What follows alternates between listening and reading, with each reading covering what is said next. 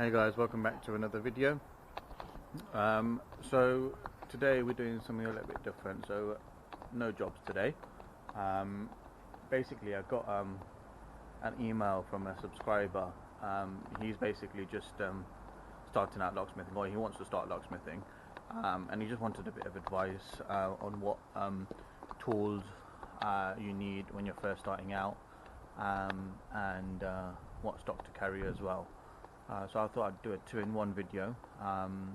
So one of the van, we can do a van tour, what van I drive, what's inside, what I keep, what I carry and stuff like that. And then obviously then I'll do the second part, which is showing what tools I think that you need when you're first starting out locksmithing.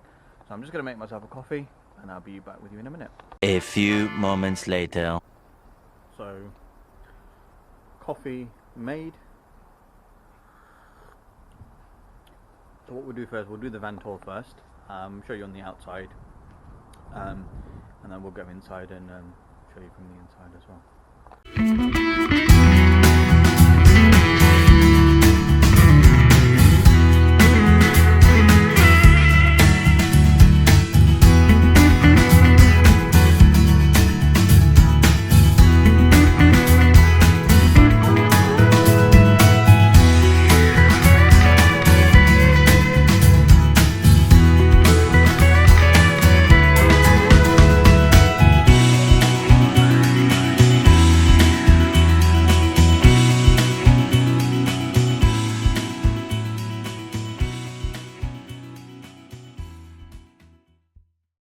So it's a Ford Transit custom 2019 plate in chrome blue.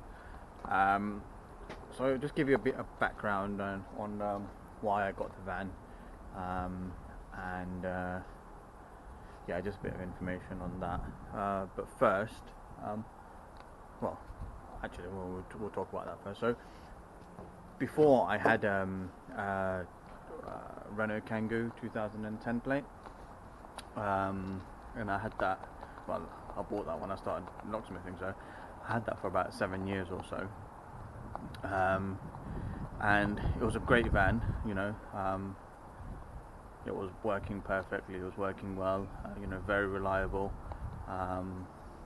It was, you know, it held all my stock, all my tools, but then I started getting into boarding up. Well, I started boarding up services, and for that, obviously, I needed to carry 8x4 boards. But the problem that I had was because the boards were so big, they didn't fit inside the van. So what I had to do is that, well, I had to store the boards here at my dad's yard, and then whenever I had a boarding up job, wherever I was, I'd had to come back here, pick up the boards, and then go to the job, and it just wasn't practical at all. So then I figured, okay, I need to get a new van where I can carry the boards on the van, carry them in big, and with the old van as well, I had to cut them in half so I could fit them in the back. But then obviously then I thought that, okay, this is not working, I need to get myself a new van, something that's big enough that can carry the boards, the 8x4 sheet, not having to cut it down, and whenever I get a boarding up job I can just go straight there rather than having to come back here.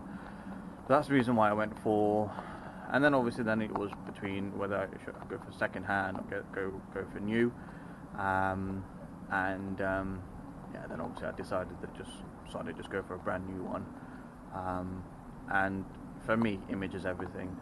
You know, I'd like to, when I turn up to a customer's property, I want to look like a proper locksmith company.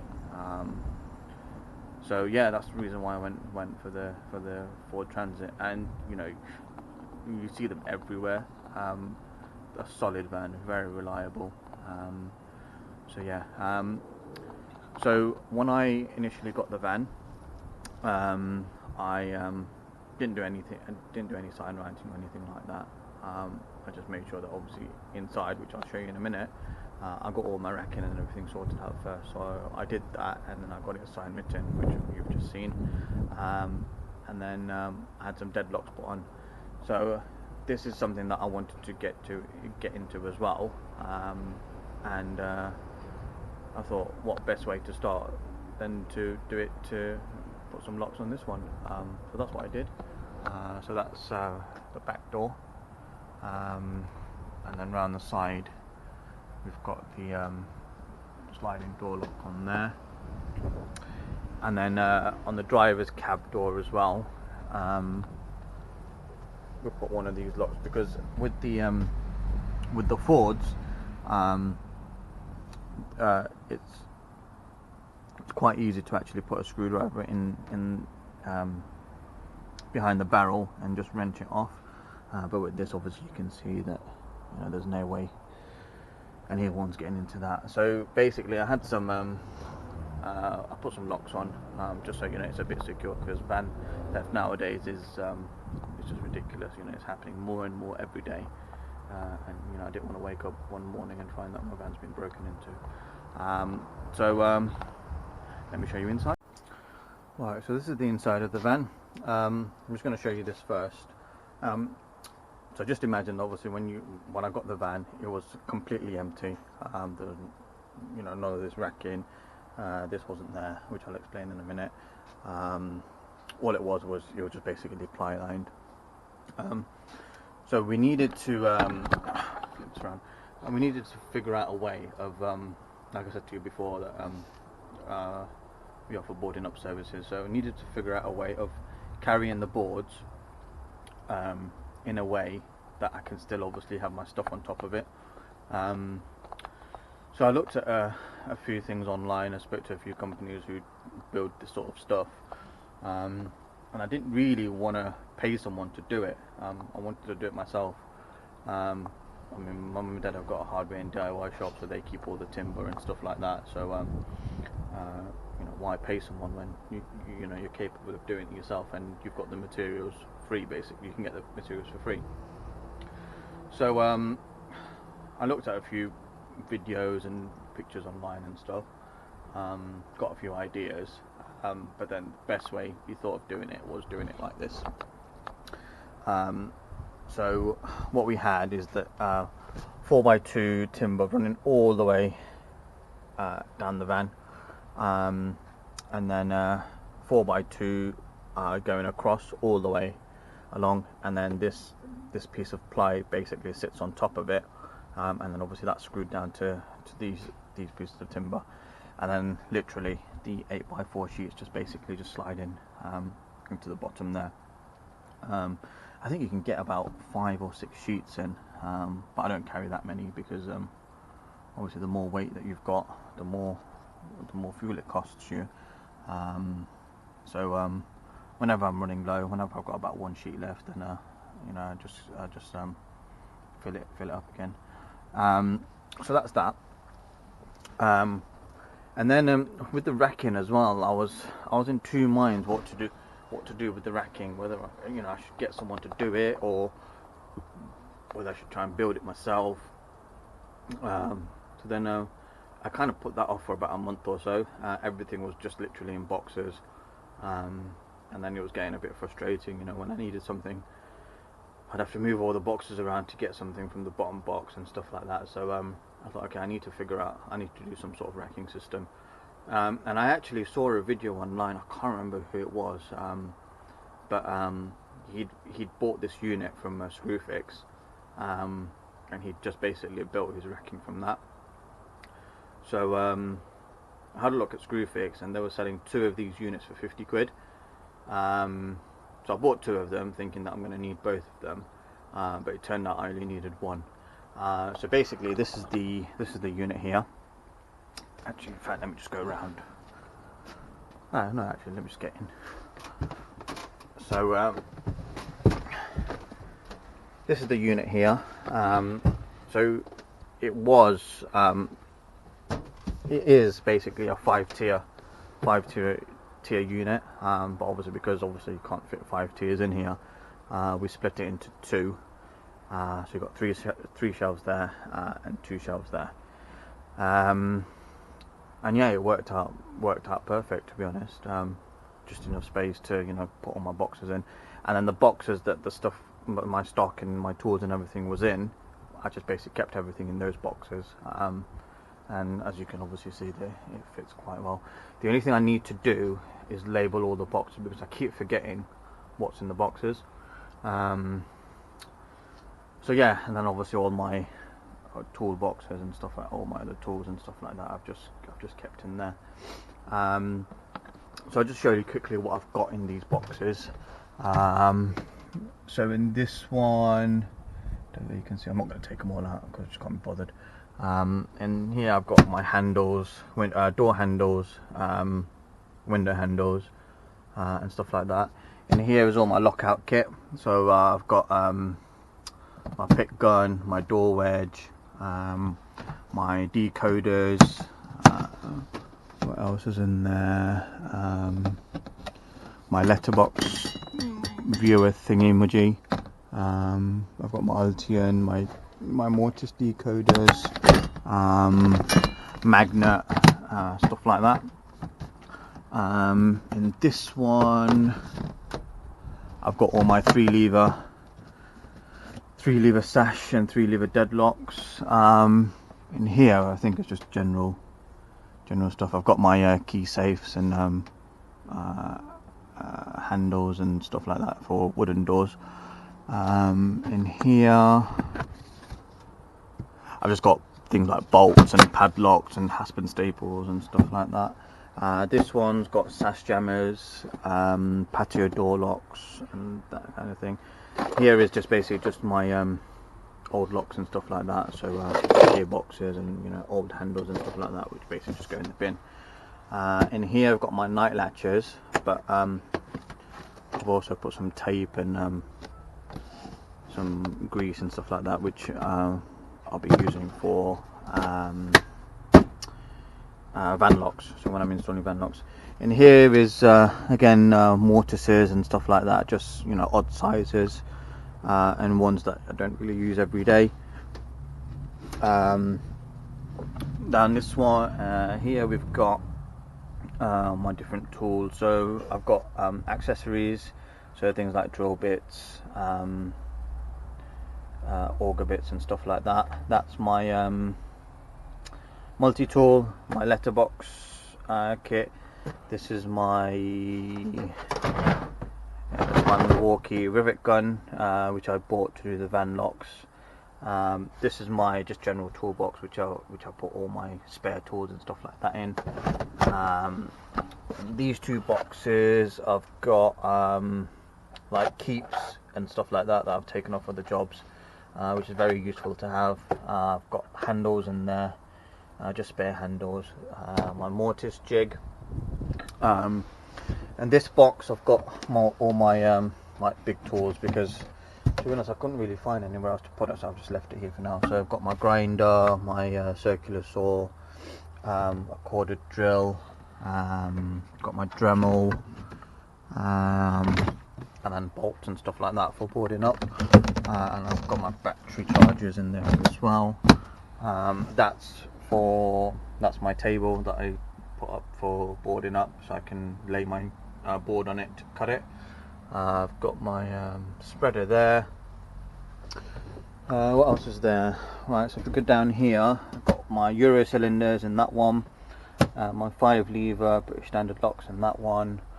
I've got my gearboxes in that one. In here is just things like screws, my chisel set, my flat bit set,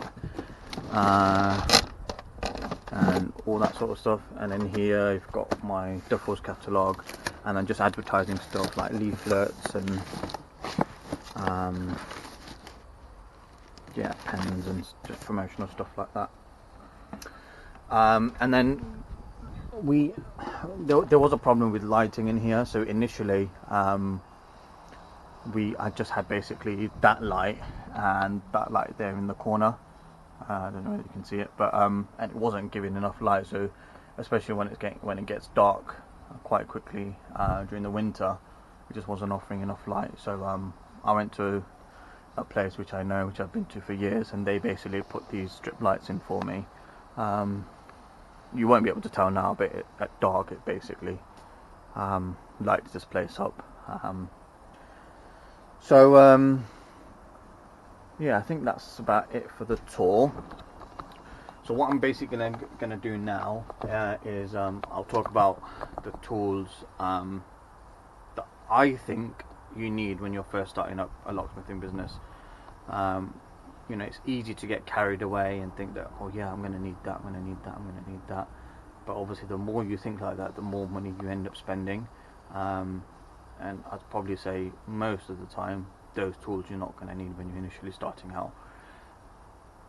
The tools and the stock that I've got, I've built up over 9 years, so it's not as if I've had all this stuff from day one. As I got more experienced and knew what kind of locks I need for a typical job, that's when I obviously started building up my stock and the tools that I need and stuff like that. So what I'm going to do, I'm just going to set the camera up, and then we'll go through my tool bag first, what tools I carry in my tool bag, and then we'll go on to talk about the tools that I've got on the rack here.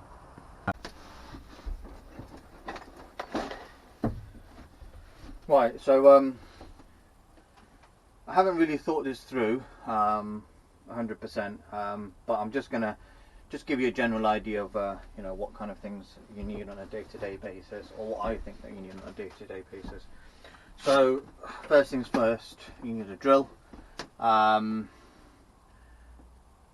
Initially, when I first started locksmithing,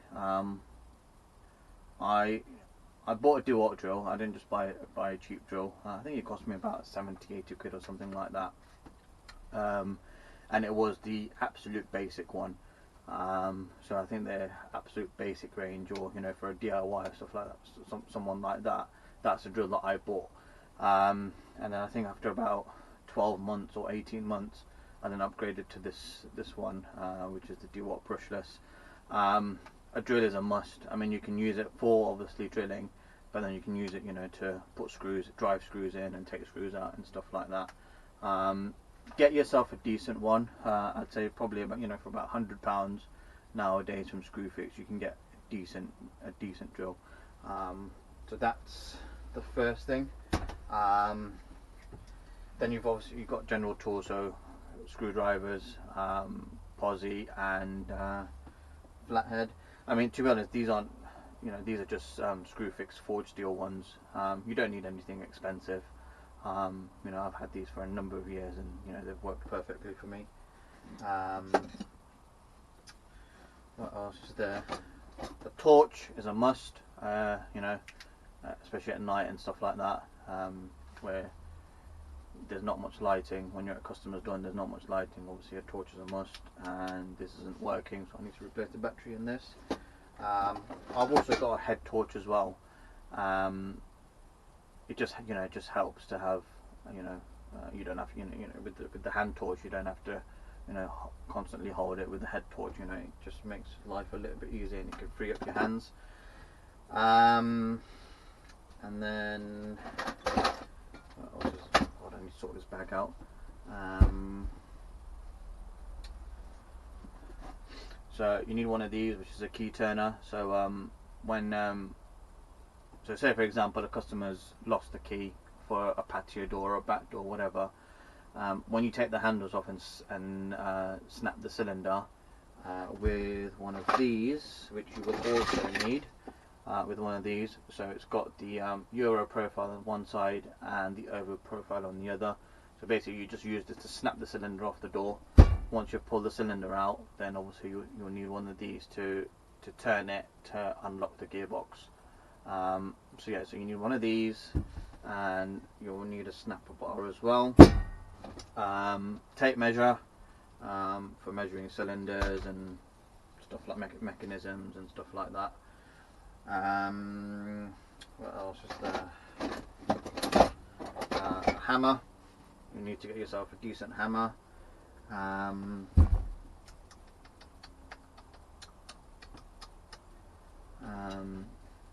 Obviously you'll need a ruler and a pencil for measuring, for when you're doing mortise locks and stuff like that. Obviously you'll need to draw your lines so you know where you're cutting.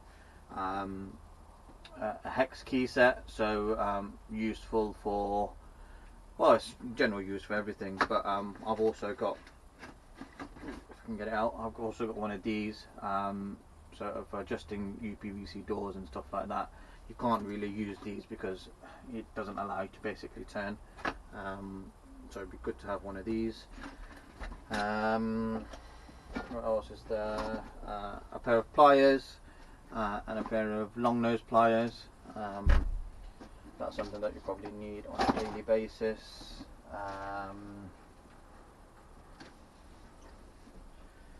What else? Oh,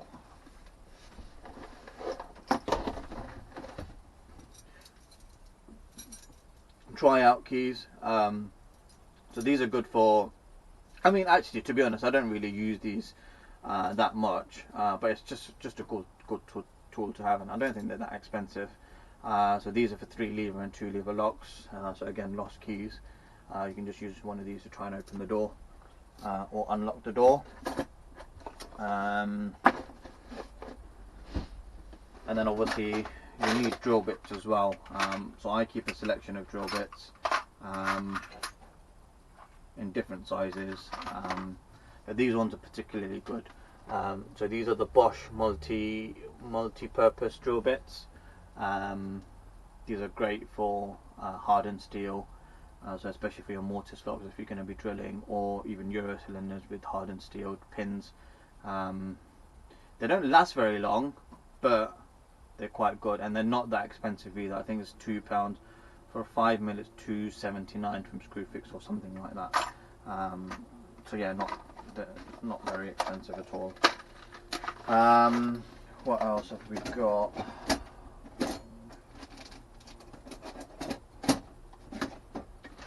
WD-40, another essential. Now a lot of people have said that you shouldn't be spraying WD-40 into locks, but I've been doing it since day one, and it's not, and I've never had a problem with it. So yeah, so for lubrication, that's really good thing to have. And I think this is really handy as well to have. So basically, it's just a selection of different drill bits. I actually got this from Lidl for about 12 quid or something. I don't know if they've got it anymore, but yeah, this was really good. So it's got all your drill bits that you're ever going to need when you know, for any type of job.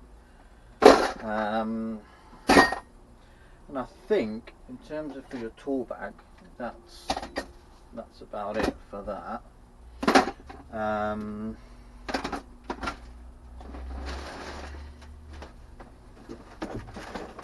Got chisels. You need a set of chisels for mortise work, when you're doing fresh fits.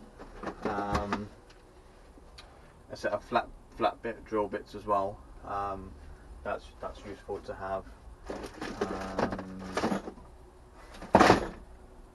I'll just have a look in here. So this is my lockout box that I put all my lockout tools in. You need to get yourself some picks.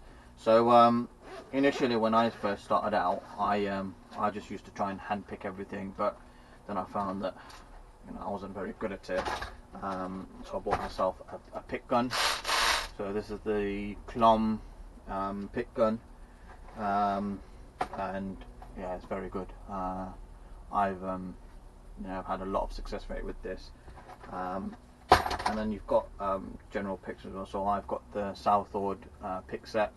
I think a lot of these. Oh no, I've got. I thought I'm missing quite a bit, but guess not. And then obviously you've got your tension tools and stuff like that, which you need. Mica cards as well. So for night latches, to slip them, you'll need some mica cards.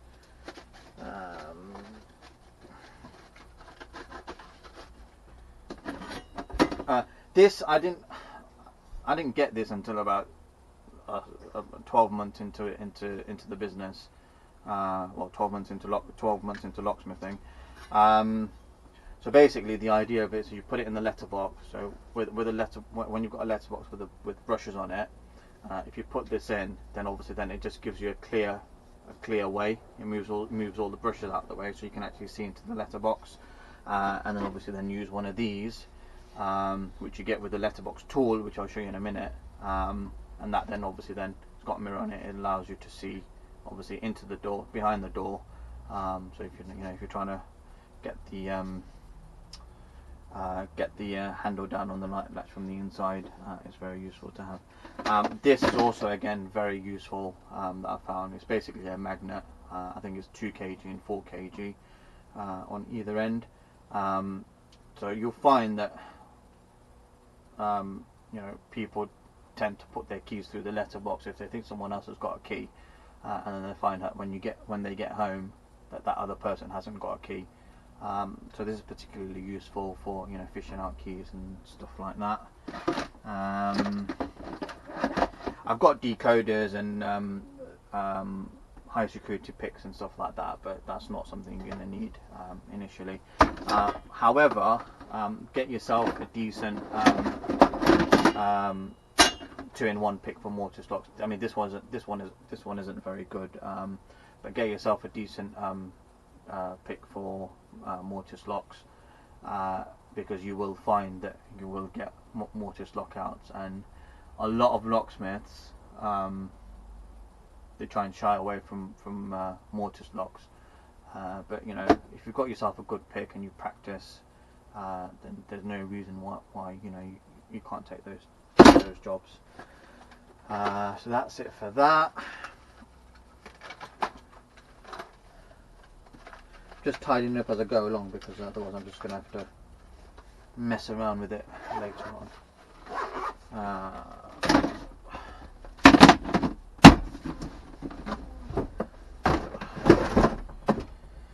Right, so let's just go through the letterbox tool again here. So got a letterbox tool, another essential tool that you'll need. It depends also where you live. When I was locksmithing in Surrey, most of the UPVC doors had lever pad handles. So what that basically means that if you shut the door and you don't have a key, you'll lock yourself out, because you need a key to get in it. Even if the door isn't locked, it's basically called a slam shut. So if you shut the door behind you, you can't get in without a key. So the letterbox tool is specifically designed for those kind of jobs where you can just go in through the letterbox and just whip the handle down from the inside. Since I've moved to Nottingham, I don't use this as much. I only use it on night latches, so wooden doors. So if you shut the door behind you, again, if you don't have the key, then obviously you're locked out. So that's, I mean, I was using this all the time when I was in Surrey, but now not so much, seeing I'm in Nottingham, and UPVC doors here, if you shut the door behind you and you don't have the key, you can basically just get back in straight away by pulling the handle down from the outside. But yeah, I mean, I only use this for wooden doors, which don't seem to be that common nowadays. I mean, a lot of people get the doors upgraded to UPVC or composite. What else have we got that you guys need to know? You need that. I always keep a spare toolbox of tools. The reason being for that is, I mean, it's happened a couple of times where I take my tool bag into the house just to get it sorted out, or if I'm doing odd jobs around the house, and then I forget my tool bag in the house. So when I'm out on a job, I look in my van and I think, oh crap, I forgot my tool bag. So I always keep some spare tools, like screwdrivers, hammers, pliers, and all that kind of stuff. So what I did is I bought a tool set from Screwfix that you basically got all the tools in. So basically I just keep that in that box.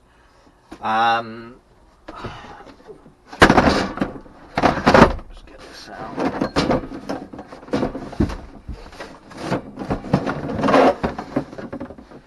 This is a mortiser, so you use this to cut out recesses in wooden doors for mortise lock. Just there. Now this is one of those personal preferences where you either prefer to do it by hand, so do it with using an auger bit or a flat drill bit, or you can use the mortiser. I know some people just prefer to do it by hand, but a lot of people use the mortiser. And it's when you do a course, if you decide that obviously you want to do the course, then I think on the course they show you how to do it with the mortiser. Well, at least they showed me when I did my course.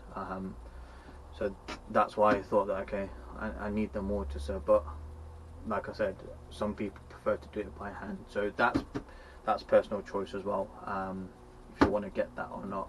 I mean, you don't have to have it. I mean, if you're comfortable doing it by hand without the mortiser, then good on you. I think that's about it for the tools.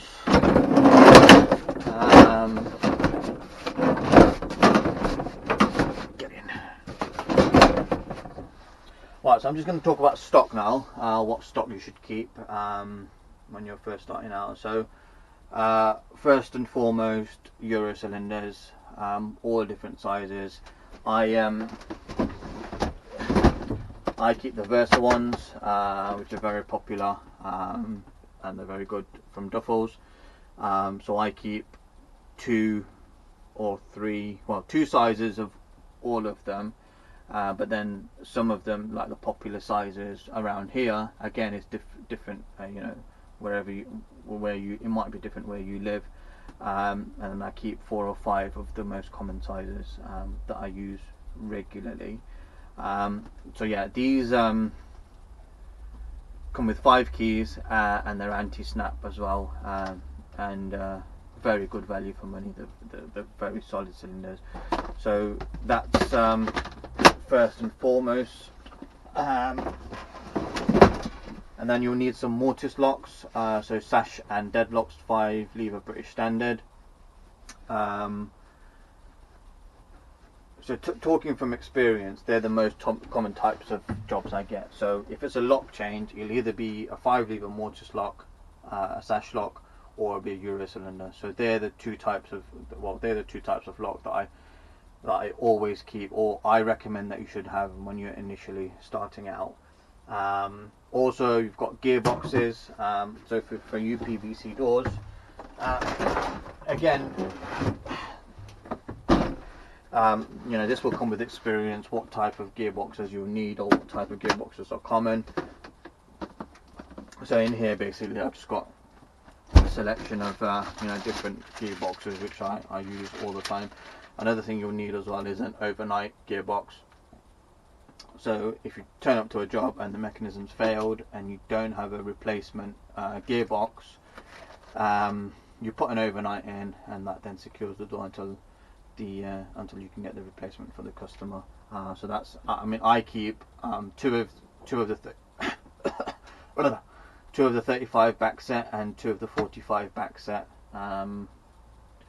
because sod's law, you'll put this on a customer's door, and then a couple of jobs later you'll get another failed gearbox, and if you don't have that one in stock, then you're knackered, because obviously this one is already on someone else's door. So keep 2 of these, and 2 of the 45. I mean, the 45 you can probably do with 1, because they're not that common.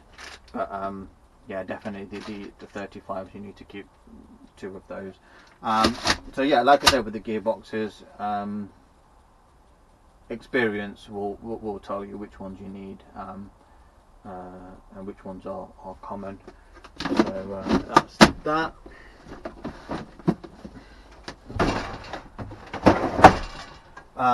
Door handles as well. So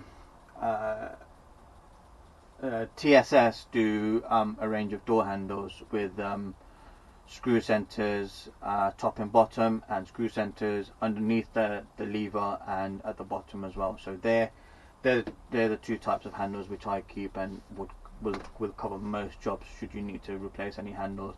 And window handles as well, again the same, the inline ones in white. That's something that you need to keep as well, because if a customer calls you and says, I've lost the key for my window handle, you can just replace it with an inline one. night latches as well. So again, not that common, but you need to keep at least a couple in stock. So if a night latch fails, or if a customer wants a new night latch putting in, then obviously you need to keep that, and also rim cylinders as well. So again, if a customer calls and says that I need to replace my lock and it's a rim cylinder, you can just replace the rim cylinder rather than having to replace the whole thing. Sash jammers as well, good for additional security. So if a customer says that they need additional security putting on the door because they're not happy with the multi-lock, the multi-locking system is obviously secure enough, but sometimes customers will just be a little bit cautious, and they'll want more security putting on. What else have we got? Just trying to think if there's anything I've missed.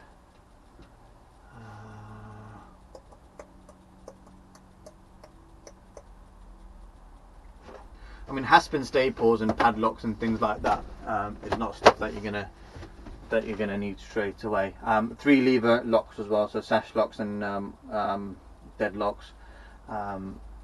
It's good to have some of those as well, just in case you get those internal doors where customers have the lock stopped working, or they've lost the key or whatever, and you need to have those replaced. But yeah, I think that's about it really. Like I said, I've built all this up over 9 years of locksmithing. So when you initially start, if you do end up taking a course, then obviously they'll give you what they think that you need when you're initially starting out as well. However, it's not absolutely necessary to get everything that they suggest. This is what I think that this is what I got when I first started locksmithing. I don't think there is anything that I bought initially which I didn't need straight away. So yeah, I think that's about it for this video. I'm just trying to think if there's anything else that I've missed off. I think I should show you this as well. So I showed you obviously the head torch and the little hand torch as well, but I think you need one of these as well. So basically, this is just a portable light that you can stand up. So if you're on a lockout or something like that, and there's not much light, then get yourself a powerful floodlight torch, which is rechargeable, because there's nothing worse than not having. You can't have too much light basically. So get yourself one of these as well. And I forgot about this as well. I'll show you this. So door spreader, something that you'll also need as well. So for failed mechanisms and things like that where the latch has failed, this is essential. So you just put it in between the door and the frame from the outside. Just give it a little bit of a, just give it some leverage, and that helps you either seeing into the door, seeing the bolts, or just popping the door open. So that's something that you will also need. I think that's about it. If you guys have got any questions or anything like that, then leave it in the comments below. I'll be happy to answer any questions that you have. Or if you want to see, if you want to know about something else when you're first starting locksmithing, about work and stuff like that, leave a comment, let me know, and I'll try and get a video out on that as well. So yeah, that's it for me. Have a fantastic New Year's. Happy New Year to everyone from Locksmiths, and I'll see you in the new year.